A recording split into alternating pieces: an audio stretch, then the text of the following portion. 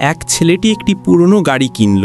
যখন সে গাড়িটি পরিষ্কার করছিল তখন ভুলে রঙের ওপর আঁচড় লেগে গেল, কিন্তু তখনই সে বুঝল গাড়ির আসল ধাতু তো খাঁটি সোনা। এটা দেখে তার চোখ একেবারে বিস্ময়ে বড় হয়ে গেল। তারপর সে ধীরে ধীরে বড় যত্ন করে পুরো গাড়ির রং তুলে ফেলতে লাগলো। মনে মনে ভাবল এখন তার ভাগ্য বদলাতে চলেছে, সে ধনী হয়ে যাবে, দামি বাড়ি, গাড়ি আর বিলাসী জীবন পাবে। কিন্তু পরে তার মনে হলো যদি কেউ এই কথা জেনে ফেলে তবে বিপদ হতে পারে। তাই সে তাড়াতাড়ি সাদা রং নিয়ে যেখানে যেখানে সোনা দেখা যাচ্ছিল সেখানে আবার রং করে দিল। এবার তাকে নিশ্চিত হতে হবে এটা সত্যিই খাঁটি সোনা নাকি চোখের ধোঁকা। সে গাড়ির একটি ছোট পাইপ কেটে নিয়ে গেল স্বর্ণকারের দোকানে পরীক্ষা করতে। দোকানদার বলল, দেখো, বেশি উত্তেজিত হয়েও না, হয়তো এটা নকলও হতে পারে। তারপরও তারা পরীক্ষা শুরু করলো। স্বর্ণকার কয়েক ফোঁটা কেমিক্যাল ঢালতেই চমকে উঠল। সে বলল, ভাই, এটা তো বাজারের সবচেয়ে খাঁটি সোনা, তুমি এটা কোথা থেকে পেলে? ছেলেটি কিছু বলল না, চুপচাপ সেখান থেকে বেরিয়ে গেল। কিন্তু তার এক বন্ধু সবকিছু দেখে ফেলেছিল। সে এসে ঝগড়া শুরু করলো এবং বলল,